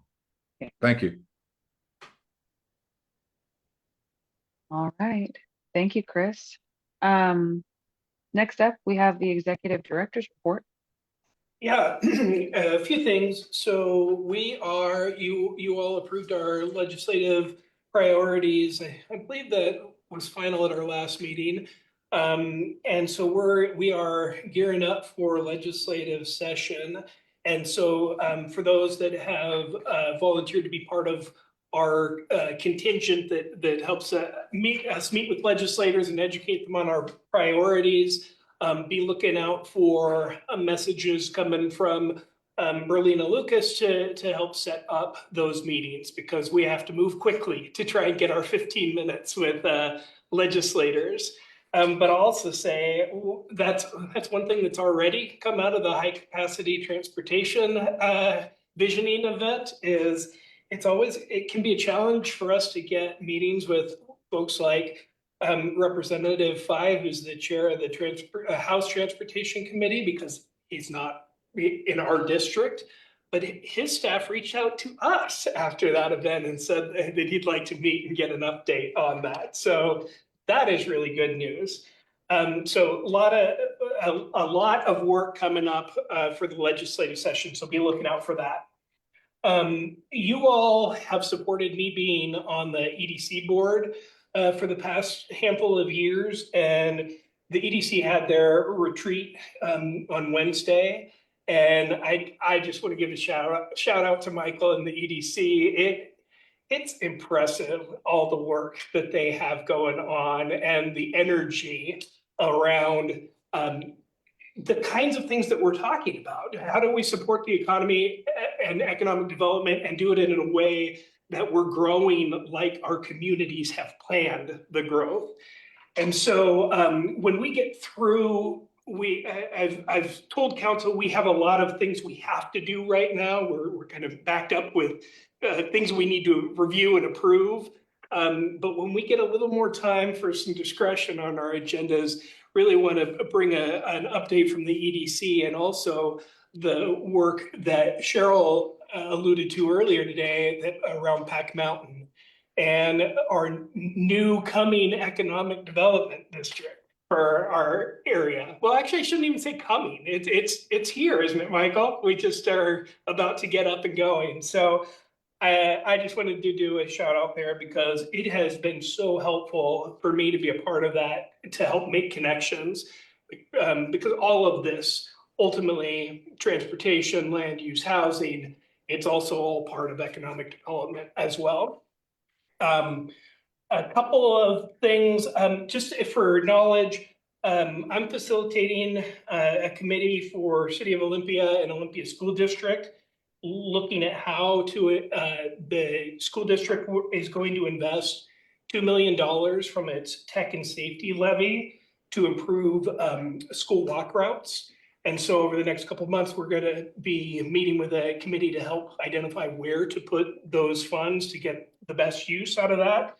And also later this month, I'm facilitating a retreat of the County Fair Board as they're kind of looking to the future and the sustainability of the fair. I bring those up because those are some of the things that members can feel free to ask me to help with. That's what we're here for, to convene. And so these are some small things that I'm able to do to help bring value to our members and just help us reach agreement to get the work done that we want to see in this region. So keep that in mind as well if your group could use some help convening, because that's something I love to do. All right, thanks, Chair. Thank you, Mark. Can't wait for legislative session.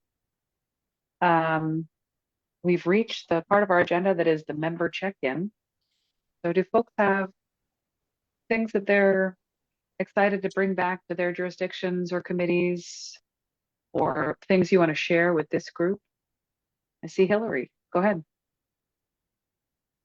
Yeah, thank you, Chair. Mark, thanks for sharing about that collaboration. So just for context, what's really exciting for us about this is that it's a new thing that we don't think any other school districts have done, which is to collect that levy money and to use it off school property. And if we can make this work, because we're able to document that it's part of an approved safe walk route to school, then it can be kind of a model for other jurisdictions and school districts to partner. So that's part of what makes it such an exciting opportunity for us to kind of test this out. So huge thanks to Mark and our partners in Olympia in really thinking outside the box and getting ready to dive in and be super innovative and thinking about how we make those walk routes safer for kids. And personally, I'm excited to bring back the housing needs assessment piece to my colleagues on the school board. We've seen we've seen our school district become more and more segregated because the only place where there's multifamily housing is a little bit downtown, but really only on the west side. And so that's a conversation that we're having about what kind of a dynamic does that create in our own community? And also just thinking about what is the real need for housing, and how can we be like cheerleaders if we can't be full-on collaborators. So thank you for that report.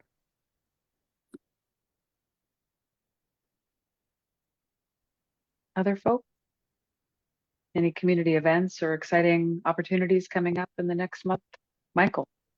Yeah, just to remind everybody, our annual regional economic expo and innovation conference is coming up on December 5th at Great Wolf Lodge. This is kind of coalesced around the Workforce Development Council. Cheryl had mentioned the WDC as a critical component. And this is a way for the 5 counties to come together and talk about strategic community development initiatives that they're working on. It's counties of Thurston, Mason, Grace Harbor, Pacific, and Lewis. And it's a way for us to convene.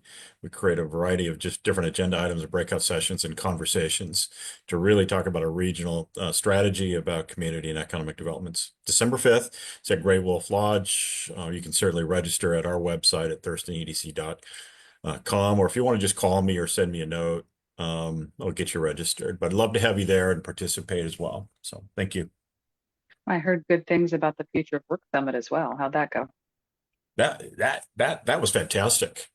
It truly was. It was and we'll just, they're always talking about a variety of things, but my takeaway was the increased focus on ensuring, Hillary, increased focus on ensuring that students have a place at the table for the future of work, and how we develop workforce programs to ensure that they, as they move through their K through 12 system, they have every opportunity to engage, but also to help shape and craft how those training programs are most impactful for them. It was fantastic. It was a fantastic organization.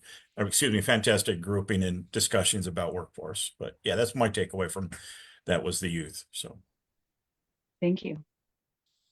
And in the room, Chair. Go ahead. I want to echo what Michael just said. There was a recent Try a Trade event that happened at Satsop Business Development Park, and that was another example of the whole region coming together with youth. Over 1,100 high school students came together from across the 5-county region and tried out 18 trades. And this is the first time, I think, in more than 10 years that this event has happened. And the Capital STEM Alliance led the way, and they are looking at an extended event next year that would include family and children, most likely on the weekend part of that event. There is another regional event coming up for youth. It's called the Latinx Youth Summit. This is most likely over 500 students from across the 5-county region. This event has been going on now for over 20 years. This year, it's 8 a.m. to 3 p.m. at Grace Harbor Community College. It's November 22nd, and it's hosted by the Hispanic Roundtable, and Grace Harbor Community College are hosting it. And the library has been with this event since the onset, when it was only 50 kids back over 20 years ago. So we will be at the event as well. Thank you. That sounds exciting. I see Chris. Yeah, just wanted to report that we've sold all of our water systems that were in Kitsap County. It was a small exposure in the southeast part of the county. It was a private entity that took it over from us. We're trying to consolidate towards Thurston County, and we're carrying on negotiations right now with Lewis County for the systems, which probably is our second largest exposure other than Pierce County outside of Thurston. So we're taking to heart consolidating towards Thurston and dealing with the problems inside our county, which, you know, as elected officials, we only represent, you know, the voters of Thurston County. So we're trying to pay heed to that and get more focused on Thurston County. Sounds like a good strategy. And our staff, by the way, is up to 32 now. When I started, it was at 8. So it's been quadrupled. We've got over 10,000 customers, even with the loss of 25, 28 that were in Kitsap. Thank you. Anything else for the good of the order? Carol? Thank you, Chair. Well, this is a Lot and Lacey item. Lot declared surplus 5 acres of land in Lacey at Mullen Road near College Street. And they offered Lacey the opportunity to purchase this land. And Lacey now has brought in the Thurston Regional Housing Council, and we are working on acquisition of the land with the idea that the housing authority would be able to establish about 60 low-income kind of cottage style units there. And it's kind of perfect, and it ticks a lot of the boxes that we work at on the housing council, on planning council, in terms of, access to transit, access to nearby facilities. It's right across from a middle school. So it's got a lot of things going for it. And we feel like it would also be a good neighbor to the nearby middle school, church, and residential area. So very exciting. And we hope to see that come to fruition very soon, because Housing Authority has some federal dollars that they have to encumber on this pretty quickly. So we've got to move fast. You want to add anything to that, Robin? No, I mean, it's exciting that we might have this opportunity to build housing for families in Lacey with these partnerships that are coming together, and that we have funding that might be available to help with it. So we don't want to let that funding go to waste. If we can't use it potentially in Tumwater, then being able to use it in Lacey still benefits the community. Yeah. Thank you. All right. Last chance. Say thank you for a very productive meeting. TRPC staff, everybody who did the presentations. We've got a lot of work going on, but we covered a lot of ground. I'm also excited to take back the housing allocation needs assessment conversation to our council as we continue to work on our comprehensive planning. And with that, I think we have reached the end of our agenda. So, did I hear a motion to adjourn? Is that what I heard? Yeah, not debatable. All right, there's a motion.